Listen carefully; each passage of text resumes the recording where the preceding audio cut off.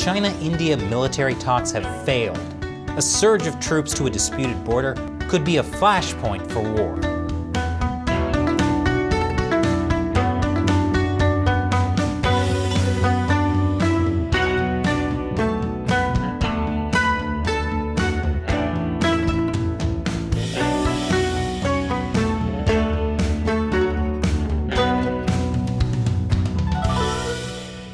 Welcome to China Uncensored. I'm Chris Chappell.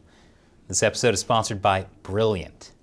Brilliant is a problem-solving based website and app that teaches you math, physics, programming, and more.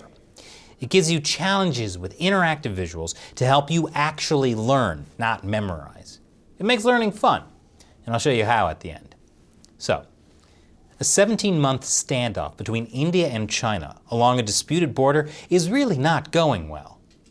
High-level military talks this week to defuse those border tensions have failed, which is a major problem because both sides are stationing more and more troops on the border. And you thought Taiwan was the only flashpoint for war. China and India share a 2,000-mile-long border, but the border is actually pretty fuzzy. It's called the line of actual control because the two sides don't agree on where the official border is. Over the years, China has been slowly encroaching on the Indian side of the border. Each side is blaming the other for talks breaking down. India's defense ministry said it gave constructive suggestions, but the Chinese side was not agreeable and could not provide any forward-looking proposals. They also said there were unilateral attempts by the Chinese side to alter the status quo. What? That doesn't sound like the Chinese Communist Party at all. Meanwhile, the Chinese side said the Indian side sticks to unreasonable and unrealistic demands, adding difficulties to the negotiations.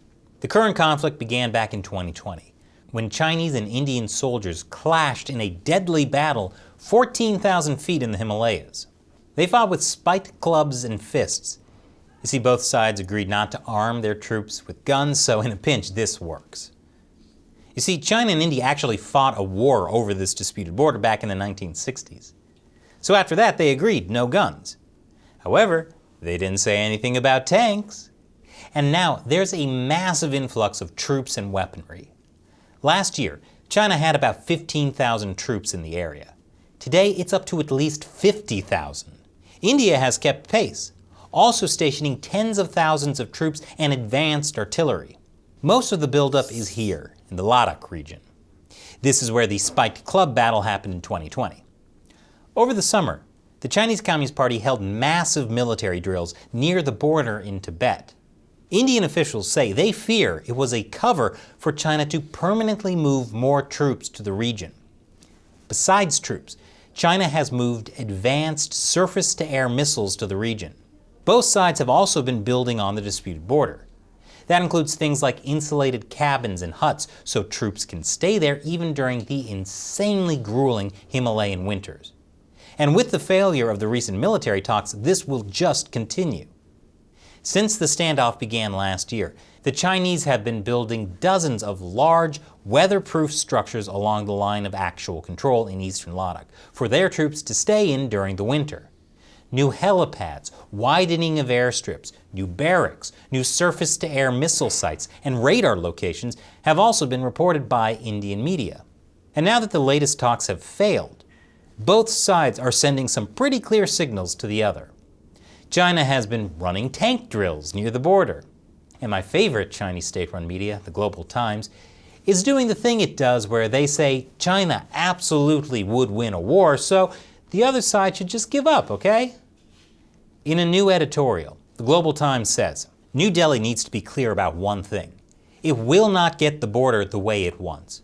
If it starts a war, it will definitely lose. Any political maneuvering and pressure will be ignored by China. I guess we'll find out if China really ignores it the next time India holds military drills with the US. And this episode is sponsored by Brilliant. If you like learning cool stuff, you'll love Brilliant. Brilliant has more than 60 math and science courses. Interactive lessons help you understand concepts in ways they never taught you in school. From basic geometry to calculus, from neural networks to casino probability. Brilliant challenges you and expands your mind. With Brilliant, it's all hands-on and lots more fun than learning from a book. It's great for kids in school, for university students, and for any adults who just want to up their game. Like, let's say you're tired of all the false narratives you see in the mainstream media and want to actually look at raw data yourself. Brilliant will help you learn statistics. And trust me, if you understand statistics, you've got a huge leg up on 90% of reporters. So check out Brilliant.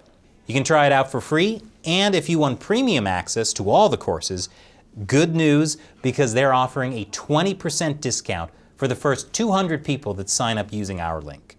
So go to brilliant.org/China Uncensored and sign up now for your 7-day free trial. Seriously, check out Brilliant. It's really cool. Once again, I'm Chris Chappell. Thanks for watching China Uncensored.